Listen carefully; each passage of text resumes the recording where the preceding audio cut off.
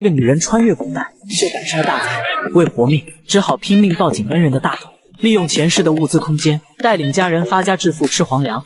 最后没想到大恩人竟是当朝皇上，要立他为后。放了我吧，求求你们放了我，我给你们当牛做马。对，我会绣花，我可以绣花给你们赚银子啊！你们放开我！顾七醒来，就看到两个男人正在欺辱一名少女。她醒了，那个小姑娘醒了，那小姑娘长得比我好看多了。你们去找她，真的，我亲眼看见她往脸上抹泥巴，不信你们擦擦，她皮肤可白了。你们去找她。都芽菜一样的娃娃，干巴巴的，也可没兴趣，也只对你有兴趣。前面后面都分不清，浑身没有2两肉，母猪都比他强。她皮肤可好了，说不定是富贵人家的小姐。我们这种泥腿子到处都是，富贵人家的小姐可不多见。她皮肤又细又白，长得像天仙一样。富贵人家的小姐有，哥的先让你尝尝鲜，咱哥俩正好一人一个。哦，臭小娘皮，敢伤我兄弟，老子要你的命！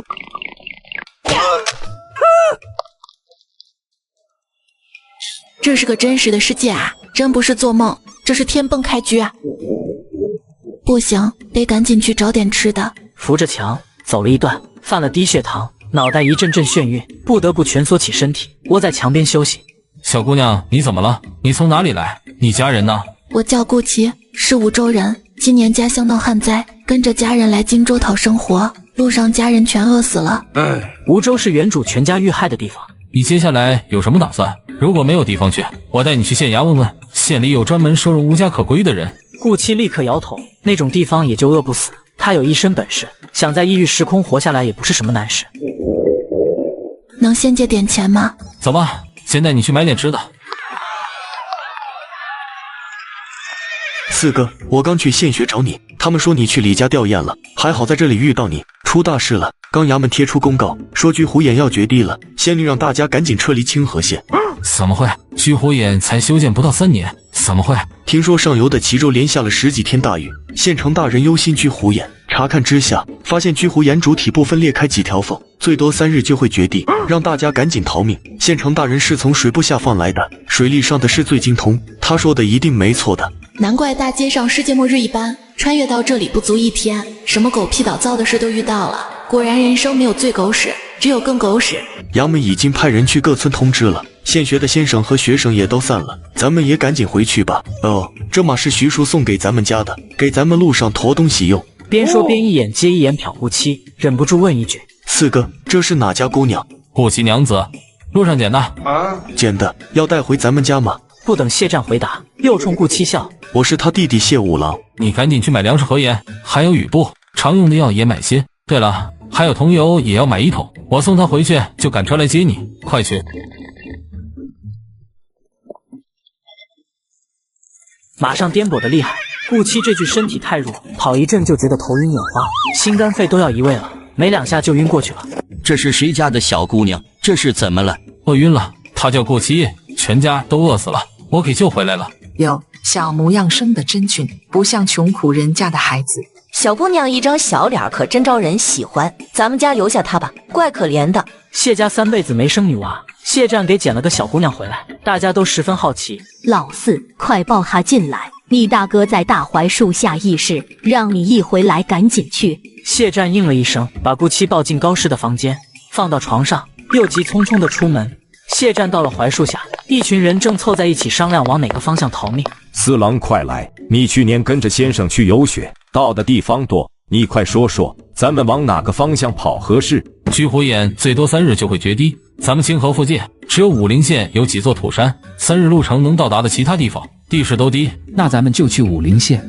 武陵的地势低，土山也低，这次齐州10几日暴雨的雨量都经过河道，汇聚到居虎眼，水量太大，怕武陵的土山也会被淹没。那咱们去哪里？武陵不能去，其他有山的地方咱们3天时间又走不到。是啊，难道只能等死？咱们去仙居山。仙居山那不是居虎眼的方向吗？咱们不说赶紧逃，怎么还往上凑？那是咱们唯一的生路，3日路程能到达的高地只有仙居山和虎盘山。虎盘山山势陡峭，咱们根本上不去，只有仙居山，山势缓，老人和孩子都能爬上。可是咱们吃什么？麦子还没收，家里余粮也不多了。咱们只要穿过这片老林子，就到了上虞县，然后往东走，顺着仙居山脉一路往东去荆州城讨生活。只要咱们人还在，不管做苦力还是做点小买卖，只要肯干，怎么都能活下去。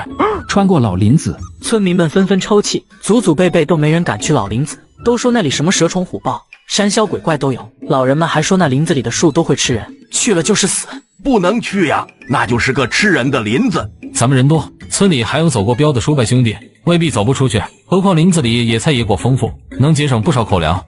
听四郎的，仙居山是唯一活路，就这么办。醒了，还温着，赶紧喝了。顾七这会儿实在饿得不行，什么都顾不上，道生谢接过来就大口大口的喝。您慢着点，谢谢。还有吗？你饿太狠，不能一次吃太多，慢慢来。您是谁？谢战呢？我是谢战的娘，谢战在他屋收拾东西。我家谢战排行老四，你可以叫他谢四郎或者四郎哥。我们马上要出门逃难，这一逃也不知道会去哪里，还能不能活着。四郎说你家里没人了，你可有什么打算？您家里还缺养些马？你还懂医理？我抽力还大。你这小姑娘怪可怜的，四郎把你捡回来，就是咱们有缘。你若是愿意，就留在咱们家吧。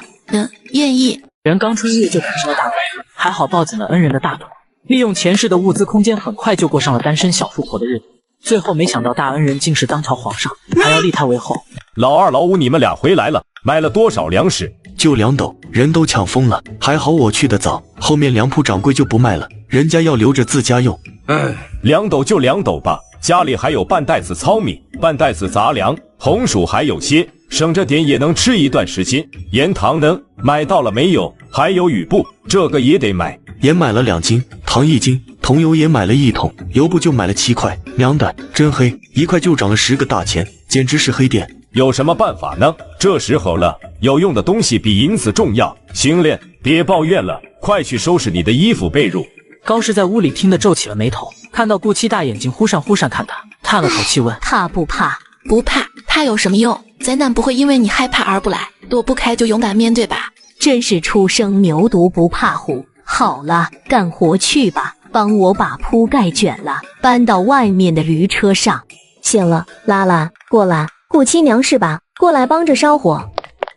我叫顾七。七娘，四弟既然把你捡回来，咱们也不能扔下你不管。但咱们丑话说在前头，我们家穷，养不起闲人，家里的活计你要帮着干。哎呦，小姑奶奶，你个小棒槌，烙饼能烧那么大火吗？张氏心疼粮食，忙放下手中的活，3两下把柴火抽出几根，塞进灰烬里熄灭。大嫂别生气，七娘还小呢，肯定在家里没干过活，咱们慢慢教。败家的玩意儿，烧火都不会，这是捡回来个祖宗，大吉大吉，出来烧火。我不在这儿添乱了，我去帮娘整理衣服。娘，她叫谁娘呢？这是坐定咱家养媳了。做就做呗，咱们家4郎、5郎、6郎和大吉年龄都合适，二庆和三友虽小了点，但媳妇大点知道疼人。别瞎说，坏了人家小姑娘的名声。七娘小不懂事，你也不懂事。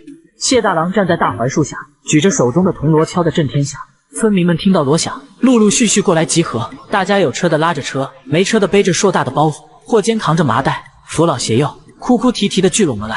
等人都到齐，谢大郎让每家清点人数，确定没被落下的，才大手一挥，带领大家出发。出了村子，道路两边金灿灿一片成熟的麦子。累死累活半年，眼看就要收麦了，老天不给活路啊！他这一哭，悲伤的气氛像是会传染一样，片刻就哭倒一片。这会儿哪里还有时间哭？大水一来，谁都没命。行了行了，别看了，再看那粮食也不会跟着你走。走了走了。村里另有一小部分人不去仙居山，他们拿着镰刀是要去地里收麦。这些人以吴老五家为首，他们认为水再大也不能把整个灵山都淹没了，去灵山暂避，等水退了还能回来，还有时间把麦子收了，保证有粮食吃，家人饿不死。最重要的是，老林子太可怕，他们可不相信村民们能安全走出去。一群傻子，相信谢四郎一个毛孩子，以为读几天书就什么都懂了，老子还多吃几10年饭呢。爹，咱们家也去仙居山吧，四郎哥那么聪明，他说的话一定是对的，咱们不要去灵山了好不好？死丫头懂什么？老子活了这么多年，还不如个毛头小子有见识。爹，山上一定能找到吃的，野菜菌子的随便找点就饿不死。咱跟大家走吧，求求您了。你懂个屁！你还想找野菜菌子？那老林子从古到今就没人敢进去过，什么猛兽没有，没找到吃的先让狼给你吃了。四郎哥，你帮我劝劝我爹吧，我想和你一起走。那是你小相好。别胡说，走吧，大哥，这一路都是上坡，脚程慢了怕来不及。谢大郎就急忙吆喝着，催促想看热闹的村民赶紧上路。吴三娘看见村民们转身就要离开，突然挤开人群跑过去，拦在高氏前跪下：婶子，求你了，你带我走吧，我给你家做童养媳，做牛做马也成，你就带我走吧。哦豁，抢活计的来了。婶子，我给你家做婢子，做使唤丫头，只要给口吃的就行，求您收下我吧。三娘，你爹娘都在呢，我一个外人怎么好做你的主？你放着爹娘不孝顺，去我家做牛做马，我成什么人了？这么缺德冒烟的事，我们可不能做，快回去吧。你这养不熟的白眼狼，非要倒贴人家是吧？靠，你别回来了，谢大郎，这个死丫头我们不要了，你带走是卖了，还是当牲口使唤都是你的事，还能给我家里节省几口粮食呢？就没见过这样的人家，一个看上了人家儿子，死气百裂，非要赖着。嫌亲生的孩子浪费了家里的粮食，趁势就想丢给别人，这都什么人啊？老二家的，你们照顾着娘先走。听不懂人话咋地？看我娘心善就来这套，打量我们不知道你打什么主意，先想办法赖在我们家，再赖上我们老四，最后让我们老四娶了你，你这是做梦。想嫁我们老四的人能从县城排到槐树村，也是你能肖想的。什么东西？快滚！我没有。大嫂子，你听我说，都快点走，命都要没了还看热闹。张氏的泼辣是远近闻名的，丢人现眼的东西，你倒是追上去呀！吴三娘犹豫半天，还是没敢赌谢家会收留她，只得磨磨蹭蹭又回去了。人刚穿越就赶上了大灾，跟着恩人一家从中午一直赶路到天黑，大家都是穷苦出身，干惯农活。这点路对村民来说累虽累，却也并不算什么，但对顾七来说可就是煎熬了，只觉得两只脚都不是自己的，一屁股坐在地上就不动了。从没走过这么远的路吧？累不累？顾七点点头，郁闷的不想说话。这个时代太落后了，再忍忍吧，等上了山就好了。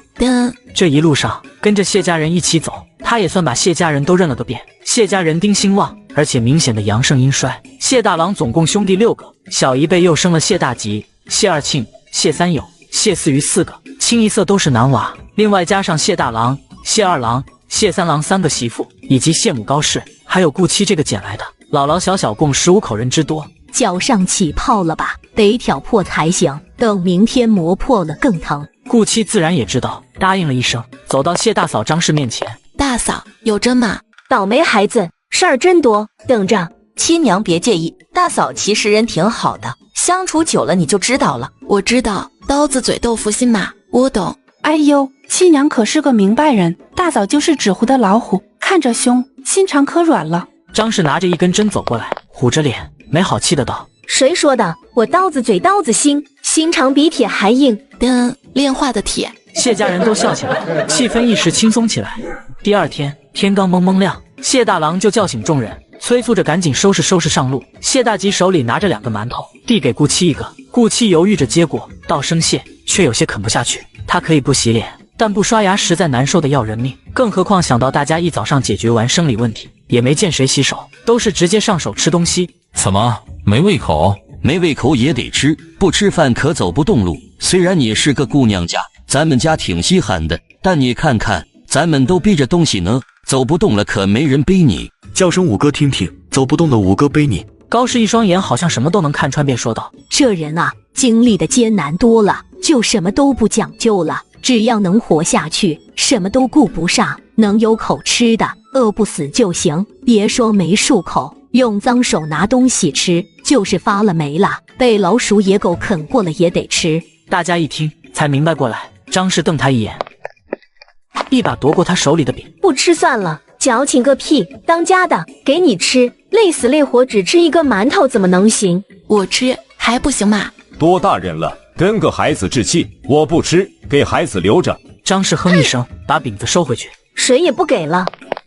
五哥分你一半。谢谢五哥。走不动了喊一声，五哥背你。五哥力气大着呢。明明她跟我差不多大，怎么就成我小姑姑了？顾七娘，你给我娘做闺女吧，我给你做哥哥。你应该没我大吧？毕竟这么矮。我不生气，不跟小屁孩生气。我6月的生日，快20了。啊，还以为你不满18岁，原来比我大呀！我18岁了，我让你做我姐。谢谢，并没被安慰到。那可不行，才刚有个小仙女一样的妹妹，可不要变成侄女。你想要妹妹，让大嫂给你生个。你老谢家要是有生女儿的命，至于捡一个回来吗？顾七悠悠地瞥一眼谢五郎。其实我想教你五弟的。你想的挺美，咱家四郎可是香饽饽，多少人惦记着呢。你老老实实给咱家做闺女吧。臭小子没事长这么俊做什么？勾得我闺女都飞了。我招谁惹谁了？高氏思量着，七娘留都已经留下了，是做闺女也好，养着当养媳也不错，将来都看孩子们的意思，人总归是自家的了。好了，大郎你们几个今后要多疼妹妹，知道吗？大吉、二庆、三友、四余，以后要叫七娘小姑姑，听见了没有？队伍走了一个上午，中午找了阴凉的树下休息，仍然没时间做饭，继续啃干粮。你吃这个软乎。他小人儿丁点大，哪里吃得了这么多？你快吃。顾七望着手里的红薯，又想起早上谢五郎分给他半块饼，他一个大小伙正是长身体的时候，半张饼能顶什么？就趁着谢五郎不注意，把红薯塞他嘴里。你可别再还给我，沾了你的口水，我可不吃了。妹妹真好，等五哥将来挣钱了，给妹妹买好多好多好吃的。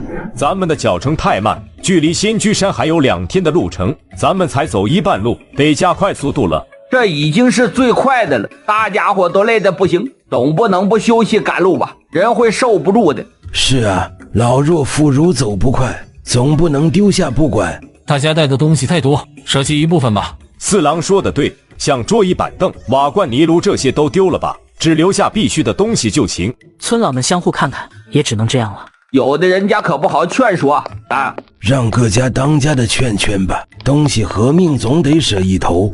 五郎，你力气大，把车上的红薯取一袋背着，腾个地儿给七娘做。谢战走过去，把马上驮着的2桶水放下来，然后拎着它就放到马上了，又招手叫谢思雨过去，把谢思雨也放到马上顾七的身前。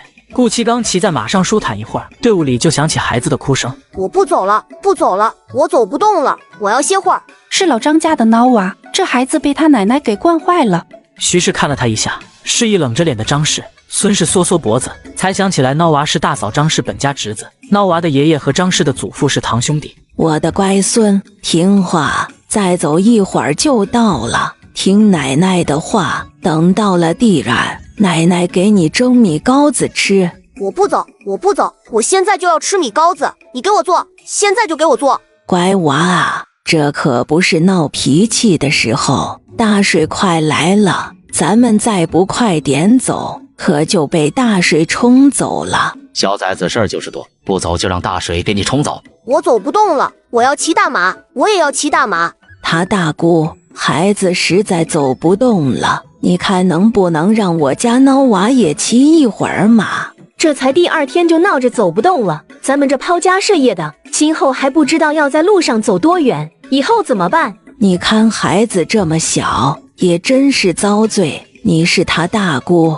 怎么也得心疼心疼自家孩子，就让孬娃骑一会儿，就一会儿。吴婶儿，你看马上就那么大的地儿，已经坐了2个孩子，实在没地儿给孬娃坐，孬娃真的走不动。吴婶儿，你老身上不是没带东西，怎么不背着他？他大姑，我老天拔地的，这么大个孩子怎么能背得动？你是孩子他的大姑，咱们也算一家人，坐坐你家马怎么了？马坐不下，你让这丫头下来啊！不知道哪来的野丫头，咱们收留她，没当丫鬟时已经不错了，还当祖宗似的惯着。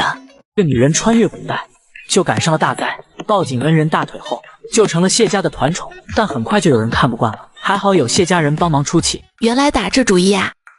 算了，给大嫂面子，不对这老婆子了。关你什么事？七娘就是我老谢家人，我老谢家的马就高兴给她骑。没看见我家七娘脚都磨破了吗？那血都渗出来了，你看不见啊？多好笑啊！我家二庆、三友都自己个走呢，你孙子怎么就不能走了？村里比孬娃小的孩子多着呢，都要借马骑，人家马不是要累死，人自家娃都骑不过来呢，凭什么让给别人？脑子不知道咋长的，净想好事。仗着脸皮厚，打量人家如果不好意思就能得逞了呗。要论亲近，我兄弟家的憨豆不比你亲，憨豆比孬娃还小1岁，我要腾位置也是给三友腾，给憨豆腾，怎么也轮不到孬娃。吴婶快好好赶路吧，您若再耽误时间，大家伙可不等您。不得了了，没天理了！谁家的姑奶奶这么不敬长辈了？我老婆子活了大半辈子，让一个小辈指着鼻子数落。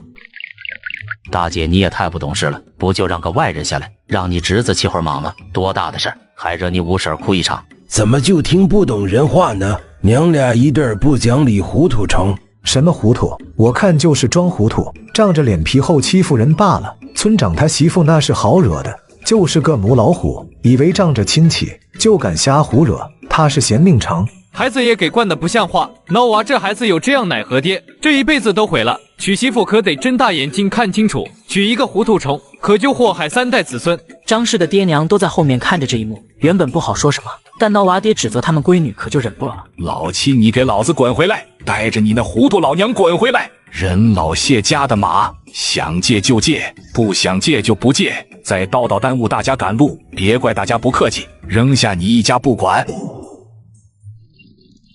叫你娇气，看被人嫌弃了吧？人家嫁给了村长家，看不上咱这穷亲戚了。赶紧走，赶紧走！想要命的就抓紧！队伍加快速度动起来，张家母子孙3人担心真要被抛下，急忙小跑着跟上。距离他们不远处，有一群人慢慢追了上来。是大湖村的人，他们追上来了。话音刚落，忽然远处传来闷雷声，像是恶龙苏醒，大地随之震颤起来。洪水来了！洪水来了！大家快往山上跑，快点，东西不要了。二哥护着娘和嫂子们先走，3哥提水，6弟照顾侄子们，5弟背粮食走。别停，继续往上，水量还在增加。县城往西还有3、4个村子来仙居山避难的，也就咱们2个村子的人，其余人怕是不好了。这一场灾难，不知会有多少人家破人亡，多少百姓流离失所。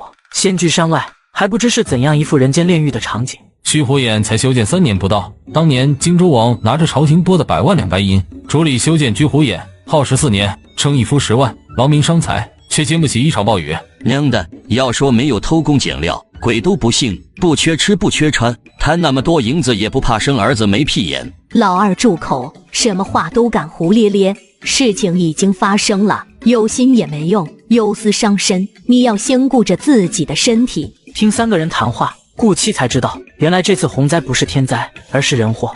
你们2个功夫好，野机灵，今晚就轮流守夜，小心大湖村的人，夜里警醒点。谢战，这些大湖村的人很坏嘛？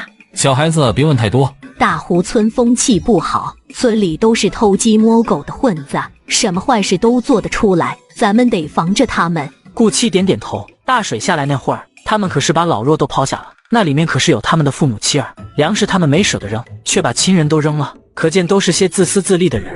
孙氏自打昨日看到洪水就一直魂不守舍。徐氏问他，孙氏说担心娘家人。孙氏娘家在大石洼村，离武陵县近，他担心娘家人也选择去灵山，看着洪水的势头，去了灵山，铁定九死一生。大石洼村靠西边，只要脚程够快，应该能到黄石县的孔山。孙氏听了，稍稍缓解了点焦虑之情。高氏闲着没事，叫上顾七，还有谢三友、谢四余2个，一起去拔野菜。这个是马齿菜，烙饼时可以放点，清炒也好吃。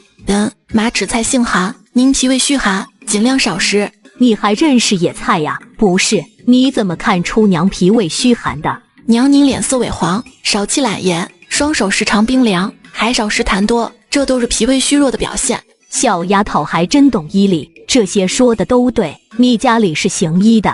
不是，我自幼喜欢看的书多了就懂了。将来有条件了，我给娘调理身体吧。我看娘的身体应该还有其他病症，有病可不能拖，越拖越严重。好啊，娘等着我们七娘给娘治病。娘放心，我一定能治好您。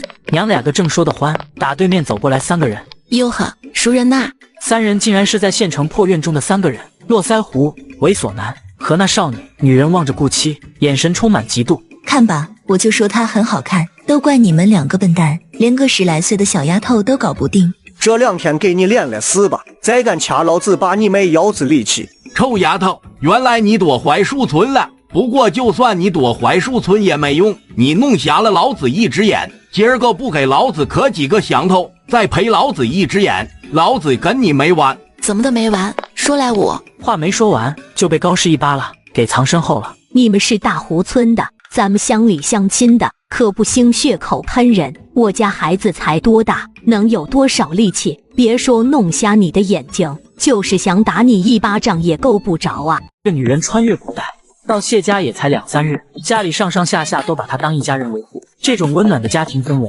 是她从没感受过的。大婶儿，我可不记得谢家有个闺女，这个臭丫头前日不光弄瞎我兄弟的眼，还踹了老子一脚，这笔账老子得跟他好好算算。您老身子骨不好，可别为了个不相干的人惹祸上身了。七娘是我谢家养女，既然我谢家收养了七娘，她就是我闺女，咱们乡里乡亲的，你可不能不讲理呀！这么大一个屎盆子硬要扣我家闺女身上，她人小可遭不住。高氏说着，一只手朝后挥了挥，谢三友就悄悄回去叫人去了。英，小姐姐，你嫁人了，恭喜恭喜啊！那天你俩谁赢了？我知道了，你嫁给他了是吧？这是双赢啊！恭喜恭喜，真是天造地设的一对儿。你们俩还没谢我这个媒人呢，没有我帮助，你们俩还成不了呢。你们说是不是？谢你个头，你个千刀万剐的！臭娘们，敢骂我妹妹，活腻了！出什么事了？谢村长来的正好，你们家里老的老小的小，都胡嚼蛮缠不讲道理，你来给我们评评理。你家妹妹伤了我兄弟一只眼，现在你弟弟又打伤了我女人，谢村长的给我个说法，不然这事没完。我的眼睛就是那小娘皮戳瞎的。嘿，还有人先告状了，那是因。乖乖待着，别说话。算了，闭嘴吧。但其实这样的汉子，仅能打8个的，真的。撒谎也得先打大草稿，才能让人信服。我家妹妹人小体弱，怎么能伤到你一个7尺汉子？你们别欺负我妹妹，没人撑腰就想讹她。我谢家兄弟可都不是摆设。谢四郎，你可别睁眼说瞎话。24日那天早上，在县城卢家破院，就是这个臭丫头弄瞎了我兄弟的眼，还踹了老子一脚，打了老子一拳。你们别想不认账就完了。老子兄弟一只眼睛，还有老子来的打，老子女人的嘴巴，拢共赔1000两，这是算完。大湖村的赖子们想钱想疯了吧？胡乱给人小娘子栽个赃，就想讹诈1000两银子，干脆明抢得了。你给我1000两，我眼睛给你戳着玩。人一个小姑娘，怎么能又伤你兄弟的眼，又踹你打你的？你个5大3粗的大老爷们，被个10来岁的小姑娘打了，这话说给猪听猪都不信。我信。讹人讹到我们槐树村头上，别人怕你胡老大，我们槐树村可不怕。你胡说！闭嘴！别怕，不用你出头，有你哥哥们在呢。我真没怕，为啥子就没人信塞？好吧，遇到护短的谢家人，我就做个柔弱不能自理的美少女吧。你信口胡说！24日那天，我家妹妹分明一大早就随我去李家吊唁，之后就一直在家收拾东西。何时见过你们？你们见我妹妹年幼，随便找个由头想讹诈银子，也得问我谢家兄弟答不答应。那天分明满清河县的人，谁不知道你大湖村的胡老大、胡三儿兄弟偷鸡摸狗、欺压妇孺，无恶不作。平日你们仗着兄弟多，为恶相邻，以前没欺负到我们头上，我们管不着。但若想欺负到我谢家头上，硬生生给我家小妹胡乱栽罪名，讹诈银子，那是休想。你多高的人？我妹妹多高？她小短手抬起来都够不到你嘴巴子。讲理就讲理，怎么还是生攻击了塞？你蹲地上乖乖让我妹妹戳眼睛玩吗？撒谎也得用点心思，不就想银子想疯了吗？找什么借口？还不如直接伸手讨要。我还敬你是条光明正大的汉子，不就想要银子吗？不用费心编借口。来，有本事来打一场，打赢了别说1000两，就是1万两，咱们兄弟砸锅卖铁，你给你凑来。来呀，不敢打是孬种。谁怕谁啊，打就打。四郎别去，拳头不长眼，万一让他们伤了你可怎么办？5郎上就行了。谢五郎是路边捡的吧？只有谢战是亲生的。五哥好厉害。那是，想当年你五哥我跟徐叔去走镖，路上遇到劫匪，五哥手起刀落。行了行了，想当年什么想当年？想当年你还尿炕呢，也就跟在你徐叔屁股后面，给个重伤的小毛贼补一刀，都吹嘘2年半了。小时候尿炕算什么？我四哥小时候也尿过。别听娘的，五哥可厉害了，有空了给你讲五哥走镖的事。少在这儿败坏你四哥的名声，你四哥小时候可懂事了。回去吧，胡家兄弟手里不知道拐卖了多少女子，人到了他们手里就没个好。你一个小姑娘，名字跟他们连在一起，名声还要不要了？不管当时发生了什么，你在胡氏兄弟手里走一遭，别人的唾沫星子都能淹死你，你还抢着出头，什么都不懂。所以谢战才一句接一句的赌着不让胡家兄弟说当天的事情，故意激怒他们打一架。七娘还小呢，好好说话。官府不管嘛。他们拐卖的多是流民乞丐，衙差书吏们也打点好了关系，倒让他们逍遥这么多年。这事就过去了，今后谁问你都说没见过他们，不认识。顾七趁着休息的空档给高氏号脉，3根手指才搭上高氏的手腕，脑子里突然叮咚一声响。报告宿主，您的系统已经升级完毕，可以投入使用。怎么了？娘的脉象有什么问题吗？没事，娘的身体自己知道。娘活了这么多年，孩子们都平平安安长大了，孙子都有了，也没什么遗憾。就是脉象不好也不重要，七娘不要怕。不是，我是突然想到了其他事，忙把系统的事放一边，专心给高氏把脉。顾七用意识和系统沟通，是心脉吧？是的，主人。这女人穿越古代，就赶上了大灾，跟着大恩人逃荒的路上激活了系统空间，带领家人发家致富吃皇粮。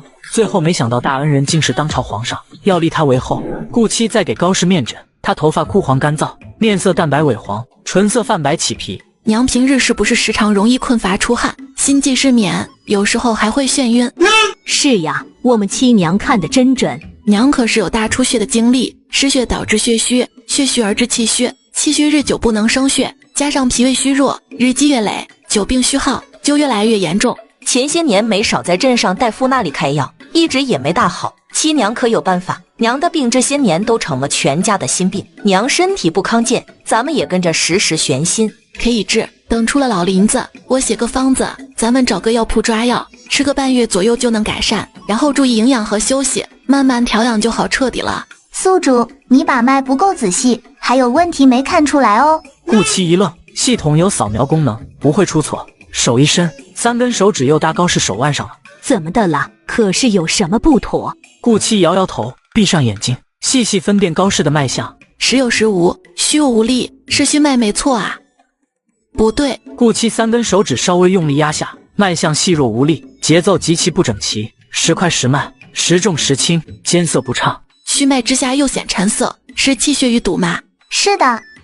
原来是气血瘀堵造成的子宫肌瘤。造成子宫肌瘤原是因为肝气不通引起的，肝主疏泄，肝气郁堵则气血不畅，气血不畅则生血滞，血气无法运行，可不就气血两虚了？所以要彻底根治，首先就得疏通肝气。对的，娘的肚子里长了个瘤子，不过没关系，这个能治，只要不受外力撞击就没事。徐氏无语的瞥一眼顾九，疯狂给他使眼色，这丫头说话真是太直接了。二嫂怎么了？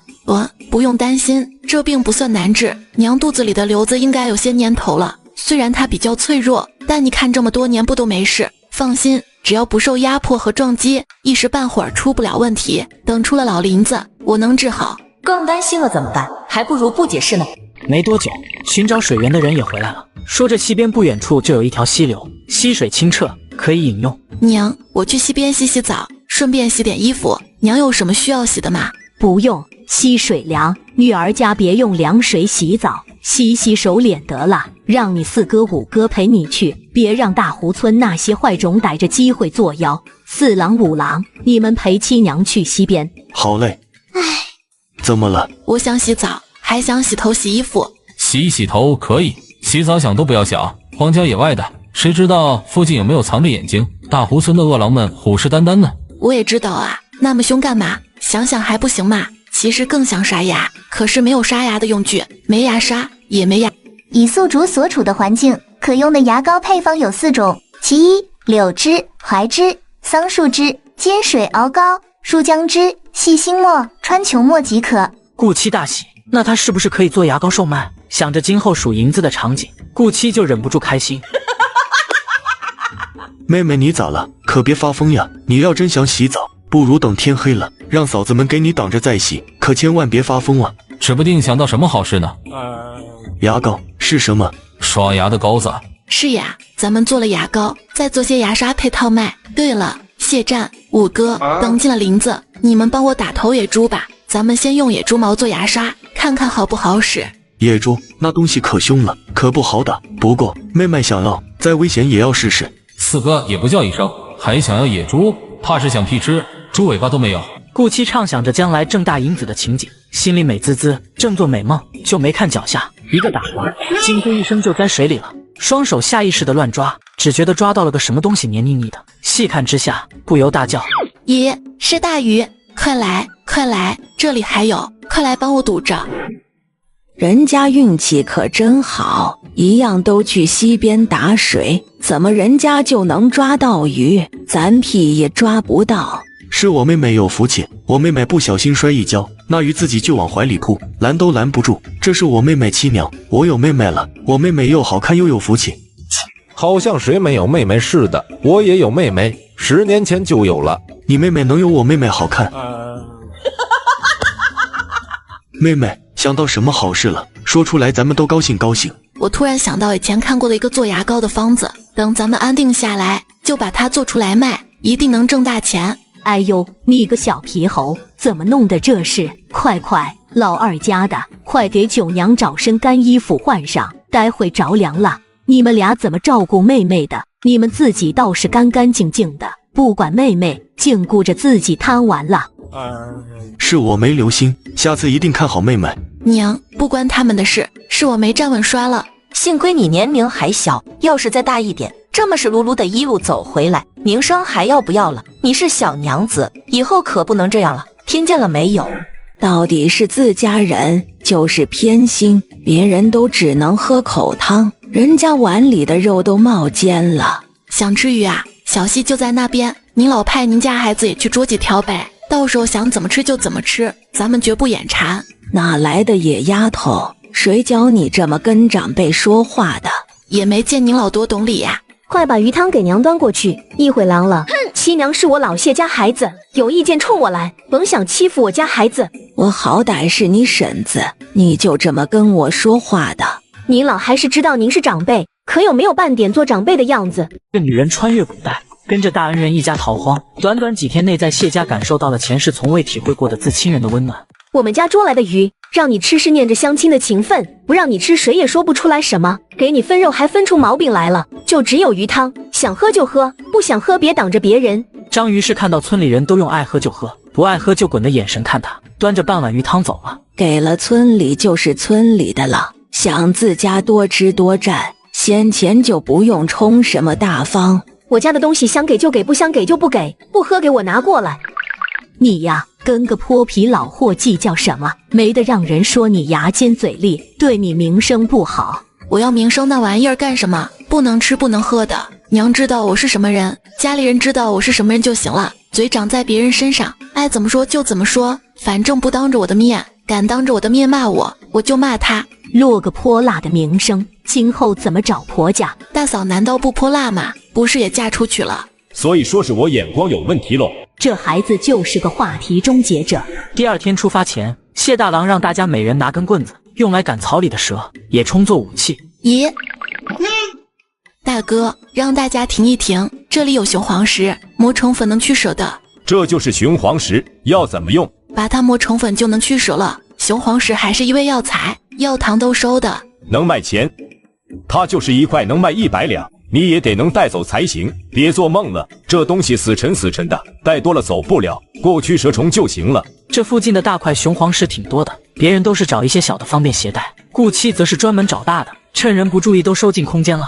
中午众人到了一片空地休息，顾七的系统此时在疯狂叮咚。宿主，扫描到前方50米处有纯天然无公害野生曼陀罗，扫描到前方30米有纯天然无公害野生石斛。不大一会儿，就报出了10几种中药名以及它们的功效、炮制方法。顾七蠢蠢欲动，想到他的空间急需种植草药升级。谢战，你陪我去挖草药呗，娘的病需要很多草药，咱们找找看，万一路上就集齐了要用的药，也能早点治疗。别走太远，五郎也去，这林子里太危险，万一遇上猛兽就糟了。这是天麻，好多呀。天麻在前世能被称为10大名贵中草药之一，和人参齐名，价格向来不低。等出了老林子，把天麻一卖，哎呀，发财了。这是好东西，能治偏头痛、手足麻痹、肢体麻木、风湿等等，还能吃呢，炖猪脚、炖鸡汤，还能吃呀，这么多。谢战果断地让谢五郎回去叫人，他们的口粮不多，这么多的天麻都挖出来也能顶几天粮食了。小心着点，别把挖烂了，就跟挖红薯一样的，天麻越大价格越贵，咱们挖出来后，大的留着卖钱，小的拿来吃。妹妹玩去吧，我来。顾七看大家都在低头忙活，没人注意他，藏起好几颗整株的天麻，就偷偷扔空间了，然后悄悄往一棵大树后一躲，飞快进入空间，在土地上刨几个坑，把天麻和先前挖的草药种下，就连忙出来了。选出大个的天麻，洗干净，在锅中蒸软了，切成片晾干，就能卖给药堂换钱了。你傻呀，吃饭的手艺也能教别人，会炮制药材的人工可高了。我吃饭的手艺多着呢，给村民一个谋生的手艺也没关系。对了，二嫂，天麻虽好，却有行气活血的功效，吃了会动胎气，二嫂可不能吃。大家都非常感激顾七。吃饭的时候，有2个姑娘代表家里人来感谢，只不过顾七发现他们的眼神总往谢战那边瞅，还时不时的脸红一下。谢战可真招人啊！那是我们4郎以前在县学读书的时候，县学门口就常有钱人家的小姐。谢战在不远处咳嗽了2声，孙氏笑了一下，给顾九一个你懂得的眼神，就不往下说了。4郎害羞了，干你的活去，乱嚼什么舌根子？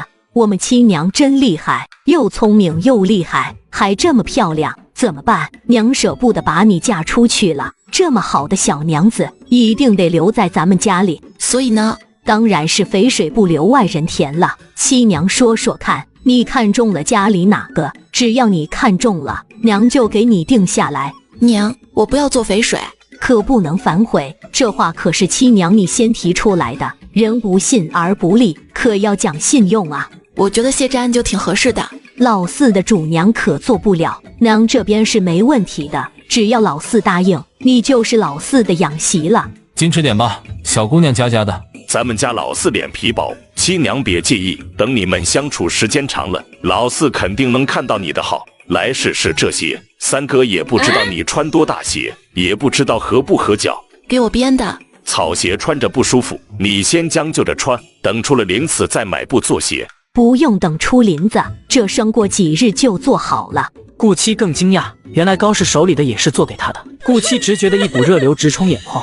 哎呦，傻孩子，怎么哭了？别哭别哭，咱们家没有女娃，自从有了你，都可稀罕了。不对你好点，万一你不要咱们了怎么办？娘这小心机也是为了留住你，可不许哭。我们七娘眼睛多好看啊，哭成花猫可就不好看了。娘，我以后一定会孝顺您的，我以后挣大钱给娘花，给哥哥嫂子还有侄子们花。好，娘信你，娘等你挣大钱孝敬娘。快去试鞋吧，哪不舒服让你三哥再给你改。这女人穿越古代，制作各种现代用品和兵器，最后带领家人发家致富吃皇粮。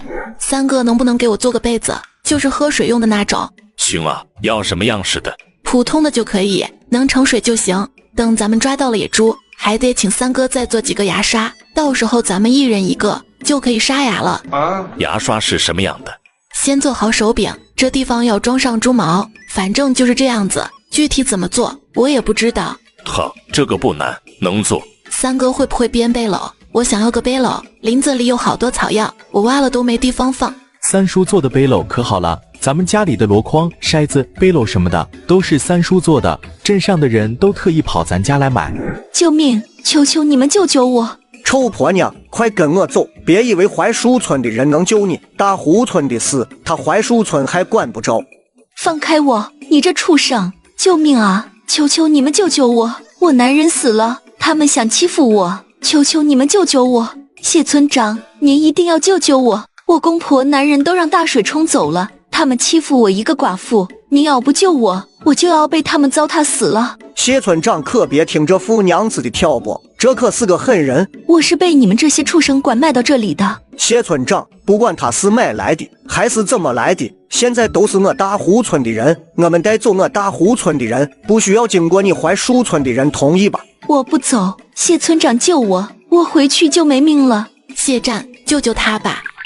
高伯母，您救救我，我是荣娘啊，荆州城太康堂的荣娘啊。高氏一怔，急走几步，打量着富娘子。你是荣娘，荆州城太康药堂的荣娘，长这么大了，你怎么在这里？你祖父呢？是我，祖父4年前就没了。我原本想回乡找族叔，路上却被胡三儿下了蒙汗药，醒来后就被卖给了我男人。这人是我家亲戚，我们留下了，你们回去吧。明明是我们村的人，你们凭什么说留下就留下？我谢家的亲戚没了男人来投奔，我们自然要留下。她是嫁了你大湖村的人，不是嫁了你大湖村全村的人。男人死了还不能离开了，这是哪家的道理？他男人是我胡氏族人，男人死了还有宗族能管着他，他就算要改嫁也得看我胡氏宗族答不答应。我定要把人留下，你能奈何？滚！这些年有咱们欺负人的，从来没被人欺负到头上的，老子就没受过这样的气。兄弟们，抄家伙上！打断胡三儿2条腿。胡老大见形势不妙，咬咬后槽牙，手一挥，走了一半，回过头来盯着这边，眼神闪着狼一样阴冷的光。他们这是记恨上咱们了。你别怕，这是我们家七娘，懂点医术，你让她给你看看。不用了，都结痂了，过几天就好了。这都是谁打的？怎么能下这么狠的手？我男人，他让我给他生孩子，畜生的孩子我怎么可能生？他就打我。可怜的孩子遭大罪了。你祖父是怎么没的？你到了大湖村，怎么没去找我？咱们2个村子离得这么近，你早点来找我，我怎么也不会让你遭这些罪。祖父他得了疾病去的。祖父去世前交代我不让我打扰高伯母，若不是这次实在是活不下去了，我也不会认高伯母。你祖父就是太谨慎了。哎，过去的事就过去吧。好孩子，打今儿起你就跟着我们走吧。你祖父是我谢家的恩人，有我们口吃的，总不会让你饿着。谢谢高伯母。谢三郎的杯子做好了，顾九等不及要把牙刷给弄出来，着急想打头野猪，可惜没武器。三哥，我需要个兵器，你给我做个弓弩吧，我给你画个样子。你个小姑娘家的，要弓弩做什么？不是该让你三哥给你做个簪子吗？二哥你不懂，做个弓弩，咱们就能打猎了，猎回来些野兔、野鸡，它不香吗？香，太香了，我也要弓弩，三叔也给我做一个呗。丢做，可惜三哥没见过弓弩什么样子，更不会做。三哥这么聪明，保准一看就会。三哥放心的做，我相信你。说着在地上仿照空间的弩画给谢三郎看。谢战看着顾七画的弓弩图，他仔细打量蹲地上小小一团的人，心里的疑惑越来越大。会医术，懂天书一般的算术，还能画出前所未见的武器，这小丫头到底什么人？这个看起来很厉害，如果真能成，指不定比军中的长哨弓射程还远。一把好的弓箭需要3年才能完成，我看这弓弩做起来可用不了那么长时间。其他都好说，弓体部分用什么做？沙木、云木倒是可以，但弹性差些，做出来会大打折扣。这林子里也没见竹子，要不然用竹倒不错。要是有弹簧钢就好了，要不先用柳木吧，多做几个，弓坏了就换新的。先用鹿皮。弹簧钢是什么？弹簧钢是一种弹性极好的钢铁，江湖上不是有种软件吗？应该就是弹簧钢做的，就是和锯条的材料一样的。对，就是那东西。如果弓用弹簧钢，箭头打成3龙锥，箭簇用硬木，弦用鹿筋，这样一把弩差不多10丈多，可以轻松猎杀一头野兽。锯角我那里还有，以前打的箭头还有，改改就能用。这几天看看能不能打投入。今后不要轻易再画这图，别让别人知道你会画这图。顾七蹲地上，侧仰着头看他，满脸问号。你想让人把你抓走，关地牢大刑伺候，逼你画各种武器图吗？七利用现有的材料制作出现代的清凉油，不一会儿，村里人都知道顾七做了能止痒的药。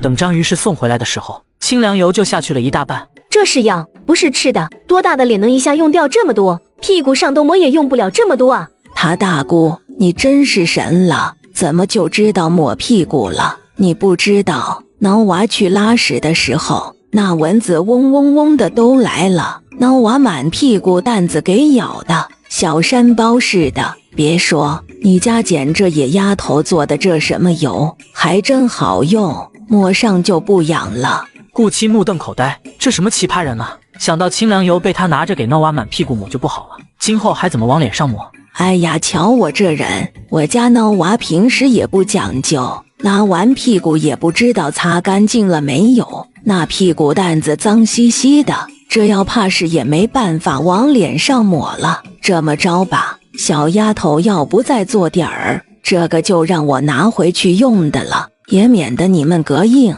我家大吉、二庆、三友、四姨的屁股蛋子也能用，再不济我家的马儿驴儿也不嫌弃，你就别做那美梦了，真是啥便宜都想占，蚊子来了都想刮走2两肉，一大把年纪了，可要点脸吧？不给就不给，谁稀罕？东西都看不住，辛辛苦苦做的，现在只能给你这儿们抹屁股蛋子了。下次老娘再不长记性借东西给那老婆子，老娘就趴地上学狗叫。父老到底怎么去的？清河县距离荆州太远，消息不灵通，都4年了，我们竟然都不知道。不怪伯母，祖父就怕惊扰了您和特意交代，他老人家的事不值一提，只要您2位好好的，他就安心了。父老的过身到底有什么隐情？富家姐姐不用有顾虑，若是被人所害，我必定会为父老报仇。是啊，没有父老，四郎也不能平平安安长大。他老人家如是遭人暗算，四郎总会为他老人家讨回公道的。武库司都尉杨明的小妾生了怪病，杨家得知我祖父擅长疑难杂症，就派人招祖父进京。这个杨明是什么身份？一个小小的7品官的妾室生病而已，就闹这么大动静。父老好歹是……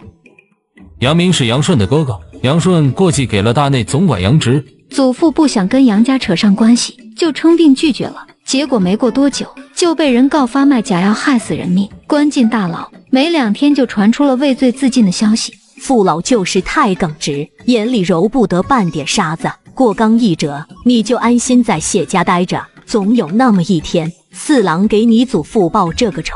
顾七跟谢战和谢五郎说明原因，打算脱离队伍去采药。你一个手无缚鸡之力的小姑娘，就不用去了。你把药挖什么药画出来，我和五郎去就行。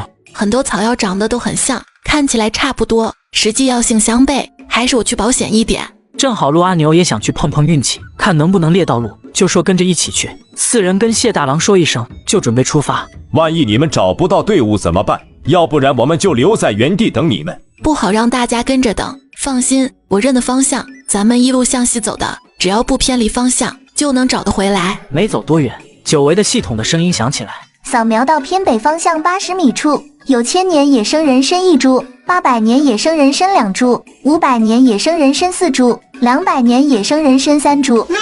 确定吗？确定是1000年的、800年的，还有500年的。顾七找了个被用烂的借口。那个，我去那边方便下。先拿根棍子把蛇虫赶走，遇到危险喊一声。还没走到，就看见一条大蛇。顾七来不及思考，从空间摸出弓弩，一箭就射了过去。小桶啊，你怎么也不提前提醒一声？亏得我反应快，这要是再慢一点，小命都玩完了，你造吗？本系统目前等级太低，只有扫描中草药的功能。意思是说，升级后就可以扫描任何东西了。再升2级，可以有扫描万物的功能。谢战，快过来呀！这里有人参。这是你打死的？我很厉害的哦。小姑娘家的，逞什么呢？万一打不死被咬了怎么办？你拿的雄黄粉是用来吃的？就是，哥哥们可不是用来看的。遇到危险你不叫哥哥们，自己一个小丫头瞎逞能，真伤了你怎么办？等哥哥们来给我收拾嘛。谢战虽说数落了顾七，心里并不平静。这小丫头能从胡老大兄弟手中逃出来，自己毫发无伤，还能伤了胡三儿一只眼，就不是个简单的。只是人长得太好看软糯，总让人觉得软弱可欺，想护着疼着。你手里拿的是什么？坏了，光顾着高兴了，忘把工兵铲放回去了。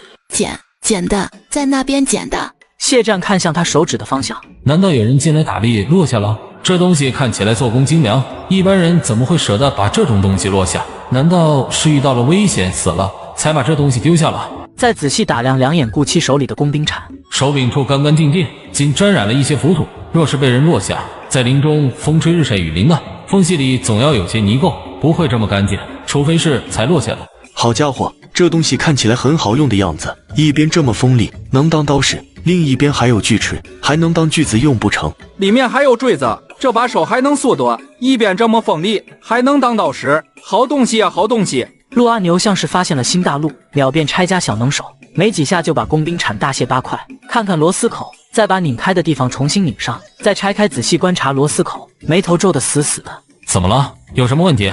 这种衔接方法很厉害，很有用，但是我怎么想都没办法做出来，太精密了，我想不出来怎么做。做不出来就不做，不用这样的接口，只模仿这铲子的形状，应该没问题吧？能做，这东西用在军队应该会更有用。这女人穿越古代，利用带来的物质空间找到了千年人参，最后带领家人发家致富吃皇粮。人参在哪里？我来挖。这几株人参的价格，若正常出售，大约能比得上正一品大员一辈子的俸禄。但一般年份这么久的人参，也没人正常去售卖，多的是人捧着黄金白银却买不到，稍微用点手段，大约能炒到天价。谢战瞥顾七一眼，眼下眼里的探究，还知道一品大员的年俸多少。这丫头的来历，越发猜不透了。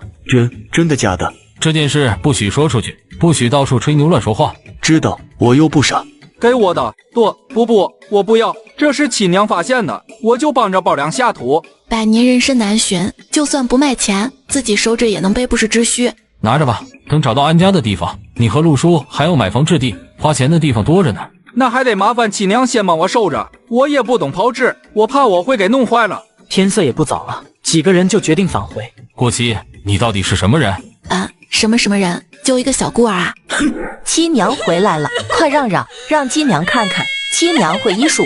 七娘啊，你快给看看！一个野丫头，懂个屁！她是突然就昏迷了，还是以前有什么病，或者摔着了？王翠花哭得上气不接下去，话都说不出来。哭什么哭？还不到你哭的时候，快回答七娘的话。没有，我们大妮平时没病，也没摔倒。那她昏迷之前有什么症状？大妮去旁边尿尿，完了拿着根红薯啃着回来，啃了一半就说脑袋疼、怀晕，后来又吐了，就昏过去了。我可怜的大妮。红薯呢？吃完了，还有没有剩下的？不能吃，有毒。我来照顾这个，你去救大的吧。给他催吐，直到吐不出来为止。二哥，你来帮我计数，等会儿我每在大妮胸口按1下，你就记个数，每数到30就从头开始。遇到心悸发作、食物中毒、东西卡嗓子眼了、溺水这些突发的病症，可以试试。大妮吃的是什么？看起来像红薯，怎么就有毒了？你的红薯在哪里找的？能不能告诉姐姐？哥哥抢我的窝头，我饿。我都没吃饱，他吃什么吃？瞧瞧这混小子干的是人事吗？张老七，你平时怎么教孩子的？这么小年纪就不管妹妹的死活，你们以为他长大了会管你们的死活？你就惯吧！老子跟你说，你家混蛋小子将来若是……你才是混蛋，少管我家的事！臭小子，骂谁呢？我看你是找打！我跟你拼了！太欺负人了！张于是，老子告诉你，你再撒泼，老子就把你一家赶出去！老子说到做到！没活路了，老天爷呀，你开开眼吧！族长一家子欺负人了，他还是个孩子，懂什么？大人怎么能跟个孩子计较？什么孩子是这个球样？又懒又贪吃，不孝顺父母，不疼爱妹妹，自私自利，简直头顶生疮，脚底流脓，坏彻底了。他现在还是孩子，人家不跟他计较，可将来呢？谁会没事让着他？老子告诉你，再不好好教，迟早有一天，你儿子的猪脑袋会给人家拧下来当炮材。走了，懒得多看一眼。我告诉你哦，娘，我们挖到好几株人参，都是200年份以上的，能卖到好多钱。真的？那太好了，等卖了钱，娘给你存着。为什么给我存着？家里的钱不是该交给娘管理？这件事可别跟别人说了，免得遭人惦记。就是你嫂子们也别说。顾七还有活没干完，就着远处昏暗的光，准备料理草药，打算清理干净上面的土后，第2天晾晒。我帮你吧，我祖父是大夫，我从小跟在祖父身边，也略微懂点处理药材。好啊，你今天救大妮用的是什么法子？我没什么意思，就是好奇，中毒那么深还能救回来，简直神乎其神。这样的病人，就算我祖父在世也毫无办法，七娘却能救过来，真是太厉害了。没什么神奇的，就是心肺复苏术，通过按压病人心脏，帮助心脏骤停的病人恢复自主呼吸和自主循环功能。心脏骤停就是没气了，按压病人的心脏，帮他呼吸，大概是这个意思。心脏停跳，人就停止了呼吸。心肺复苏就是帮助病人的心脏跳动，带动其他脏器复苏，开始工作，脏器能工作，人就活了。七娘小小年纪就这么厉害，长大了一定能成为了不起的大夫。我现在就是呀，以后七娘有事的时候就叫我。我医术不行，但打下手还是可以的。我是我祖父唯一的血脉，他老人家一身医术，却在我这里失传了，我实在是愧对他老人家。我医术还可以，荣娘姐姐以后有什么问题可以来问我。真的吗？七娘愿意教我。时间还早，村民们也都还没睡着，不少人在小声说话。我们七娘费那么大劲把大妮救了回来，还有人家给的绿豆、甘草，连生蟹都没有。张老婆子也就算了，我看她恨不得就不回来，好给家里省点粮食。王翠萍竟然也连个屁都没放一个，果然是个拎不清的。这以后谁还帮他家？老张家就被那老婆子给祸害了，儿子教成自私鬼，娶个媳妇是个糊涂虫，孙子惯得不成样子。这也就咱们村的人善良，换个村子早给这一家子赶出去了。就是，这娶媳妇真是太重要了，将来大吉他们几个说亲，可得睁大眼睛瞧仔细了。万一娶个糊涂虫，可就把一家人都祸害了。